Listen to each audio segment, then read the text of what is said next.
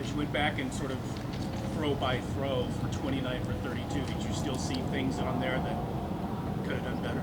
Yeah, always. It does. That never fails, right? You always go back and see things that you could have. What happened on the other three? We could have completed them, right? And that just shows us, what we can do, what we're capable of. But when you go back, coach, right as soon as I come in the building, he goes, "Hey, good job, but let's talk about the three you messed up." Let's talk about those. So that's how it'll always be. He always pushes me in that kind of sense, and I think that's why everybody on this team gets coached that way. That's why I think we're going to be really good going forward.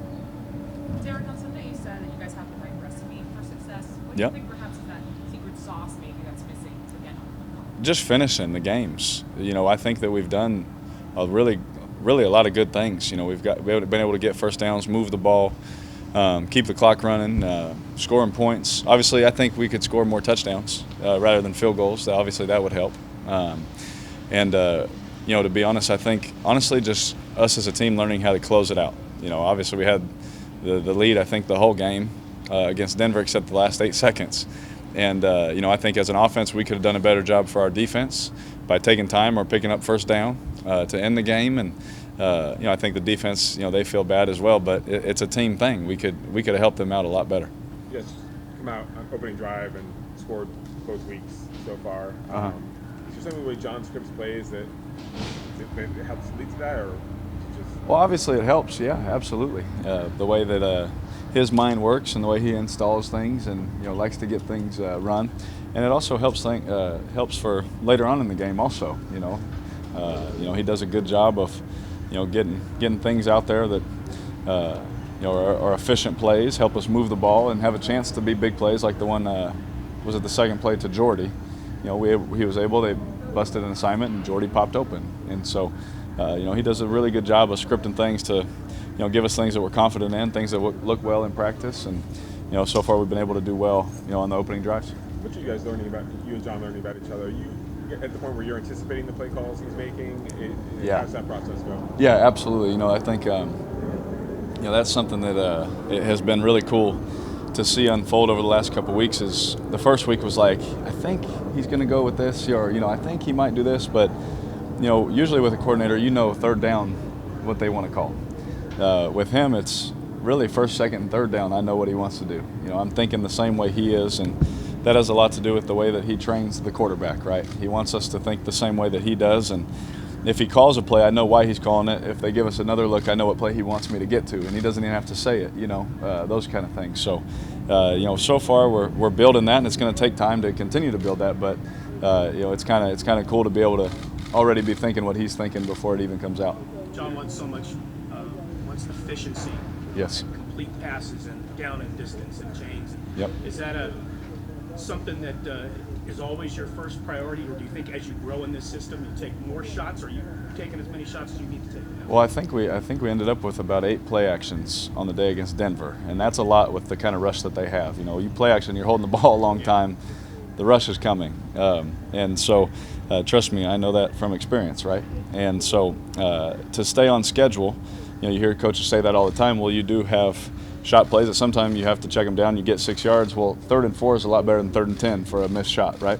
The coverage has changed, the pressure has changed, the scheme changes, the personnel changes, all those things that people don't think about change. And we have certain plays that we like versus certain looks that sometimes it's, hey, get us in this manageable situation. We like these calls in this grouping, those kind of things too. So I could go on for hours about that kind of stuff, but I think that taking 8 play action shots against Denver was pretty aggressive, and we were able to do some good things against them. Play action wasn't a big part of the offense last year. Yeah. John, I was a big part of his offense. What does that do for an offense, and what, in terms of you, in terms of footwork and ball plays and things like that? What's the process been like in getting comfortable with that? Yeah, obviously it's different, right? For me, we didn't do a lot of stuff from under center, play action stuff. And so I honestly think it not only helps the pass game. Obviously, you get linebackers to cheat up, and you get to hit them over the head like we did, with Coop a couple of times, and those sorts of things. But I think it helps the running game also, because if they are worried about the play action shot now, they're going to be a little softer to fit the run. And so you just play that game really, and it's been fun to learn that kind of offense, because in college I was spread shotgun, came here it wasn't a lot of play action stuff, right? And so just learning that kind of football has been kind of fun and intriguing, and obviously some of the best teams that can do both, it really helps them move the ball really well. Derek, obviously earlier in the week, but what do you know initially about the Miami Dolphins? What kind of problems do they create and whatnot? Oh, I know a lot about them. If today's Wednesday, so if I didn't know about them, we'd be in trouble. We obviously know about their edge rushers. They got good run stuffers in the middle. They got young linebackers. Kiko is the vet in that group, who I've played against. They got good corners, very athletic, sticky corners. I don't think number 25 gets enough credit, to be honest with you. He's one of the better corners in the whole league, and he does not get enough credit for that. He's a very, very good player. And obviously we know about, I know TJ, he's a Valley guy. I know TJ real well. Good at covering, good at hitting, good in the box, fitting the run. And obviously Jones, number 20, he's a Pro Bowl player, can do everything.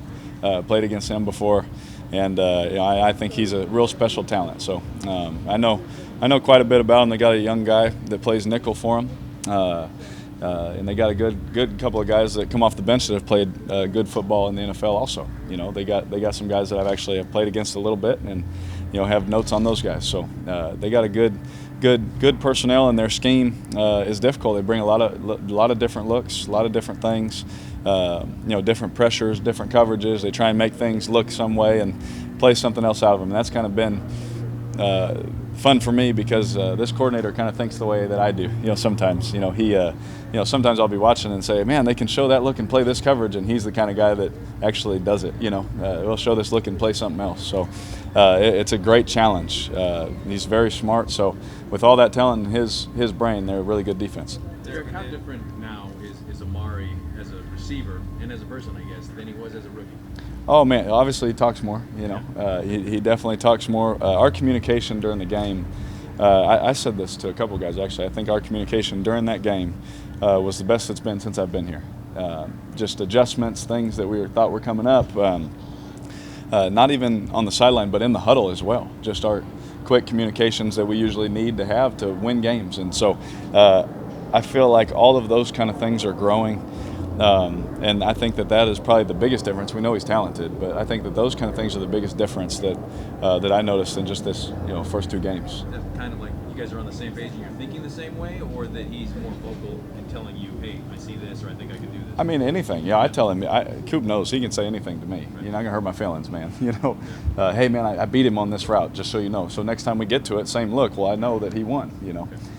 That kind of stuff, or hey, if they give us this coverage, run it with this release, or run it with this release, and then I'll put it here, or put it on this spot for you. And just talking that way and doing those things and then seeing it happen in the game, I think is what built that communication to even grow. Hey man, if they play it like this, I'm throwing it like this. And just over time, we really worked on it, and it was growing and growing, but I think now is at a point where I think we're in a good spot of communicating during a game. Derek, when the offense is sort of clicking, especially like it did in the first half, and you yourself are in sort of the throwing rhythm that you were in for a lot of Sunday, how quickly do you know, like, as you're going up to the line, where you're going to go with the ball? Like, how quickly do you feel like you know where you're going? That is a loaded question.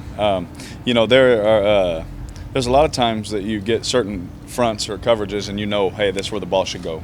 But you still, after the snap, have to see, where the safeties are going, what techniques they're playing, and all the pressure. Different things change for that. So I mean, there's about 100 things that go through your mind in about half a second as soon as that ball snapped. You know what I mean? But for the most part, schematically and just percentage-wise, you kind of have a feel of where it should go. But after that, you still have to play. You got to react and be able to move off of that. But I think most of the time you can have a clue, but a lot of times after the snap is really where you know for sure. To be a Two pain, more, guys. To be a pain in the butt, pick Yes. out one play. Please.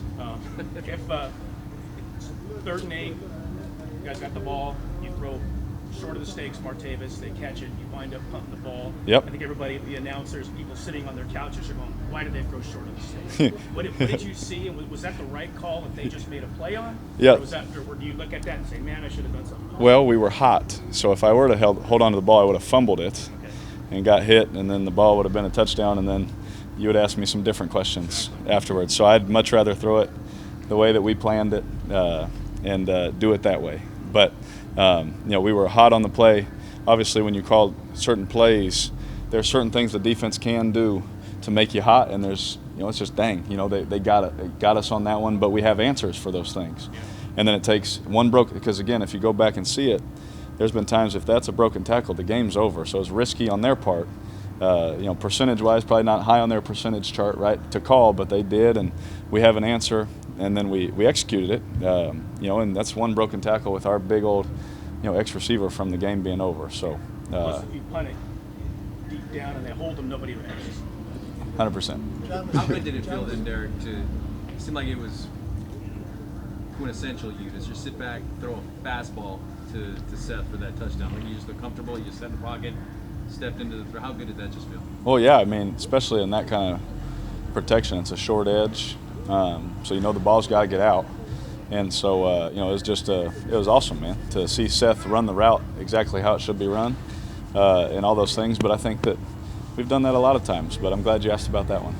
Last one right here. John was crazy for your audibles. Can you talk about how you developed and maybe the difference you have with John as a coach? Yeah, he's big on that. He's big on the quarterback making sure we don't run into bad looks or have bad protection calls or things like that, because the coaches can do so much, but obviously we know defenses are smart. They can change on the fly too. So just being able to check things, and if they gave us certain coverages, and just really with him, you have to have kind of a photographic memory, because he'll tell you something in April or May and say, hey, if we get this look, check to this. And so you gotta kind of be on it back in your notes all the time, just saying, if we ever do get that look, I got to be ready to check to this in that look. So we had a couple times where we were able to do that, and it worked out. You actually helped a lot. The coverages and the protections and so forth. When did you get comfortable to do that? In college, to be honest with you, my coach had me call the plays. At least the ones that didn't work, he called the ones that worked. But I called the plays in college a little bit, and then my rookie year here with Ole. Ole comes from the same tree of believing in how we train the quarterback. So. My rookie year, Ole was making me check runs and check those kind of things. So I've been doing it. It's the way I like to play, and so it's good, to be that way, because Coach Gruden thinks the same way. Thank you, guys. Awesome. Thanks, guys.